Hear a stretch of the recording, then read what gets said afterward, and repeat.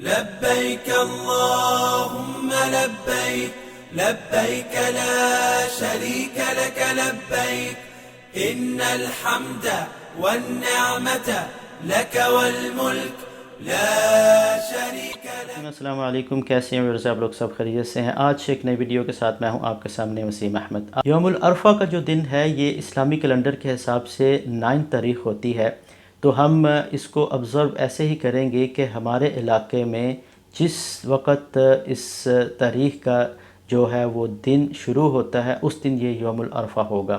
اس میں جو روزہ رکھنے کی جو اہمیت ہے اس دن کو، یوم العرفہ کو روزہ، تو اس دن میں کون سے لوگ روزہ نہیں رکھ سکتے اور کن لوگوں کو روزہ رکھ کے اپنے لیے بہت سا اجر و ثواب جو ہے وہ اس عمل سے اپنے لیے آگے بھیج سکتے ہیں، اس پہ ہم آج ڈسکس کریں گے۔ تو نبی پاک صلی اللہ علیہ وسلم کی حدیث کے مطابق، جو کہ ایک طویل حدیث ہے، اس کا مختصر حصہ جو ہے وہ یہ ہے کہ صحیح مسلم کی یہ حدیث ہے جس کا نمبر ہے 2746۔ اس میں نبی پاک صلی اللہ علیہ وسلم سے کچھ اصحاب نے یہ گزارش کی، ان سے پوچھا کہ ہم اگر سارا سال روزے رکھیں تو ہمیں یہ کام کرنا چاہیے۔ تو یہ ایک طویل حدیث ہے جس کا مفہوم ترجمہ جو ہے وہ میں آپ کے سامنے ہائی لائٹ کر دیتا ہوں کہ اس میں روزہ رکھنے کے متعلق پوچھا گیا کہ ہم سارا سال روزہ رکھیں، تو نبی پاک صلی اللہ علیہ وسلم نے آگے غصے کا اظہار کیا ان کے رپلائی میں کہ ایسا عمل جو ہے وہ ناپسندیدہ ہے کہ آپ سارا سال ہی روزے رکھیں اور مسلسل رکھیں۔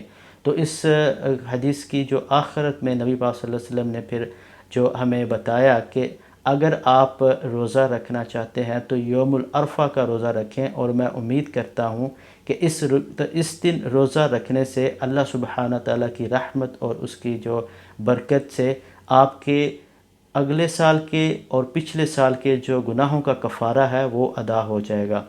اور جس نے یوم العاشوراء کا یعنی محرم کی جو 10 تاریخ ہوتی ہے اس کا روزہ بھی رکھا تو میں امید کرتا ہوں کہ اس کے پچھلے سال کے گناہوں کا کفارہ بھی ادا ہو جائے گا۔ تو دیکھیں اس دن کی بہت بڑی فضیلت ہے، اس دن روزہ رکھ کے ہم اپنے لیے بہت سا اجر و ثواب کما سکتے ہیں۔ لیکن یہ جو روزہ رکھنے کی جو تلقین ہے یہ صرف ان لوگوں کے لیے ہے جو حج پہ نہیں ہوتے۔ تو we will meet with another video، تب تک آپ اپنا خیال رکھیں اور دعا میں سب کو یاد رکھیں۔ السلام علیکم ورحمۃ اللہ وبرکاتہ۔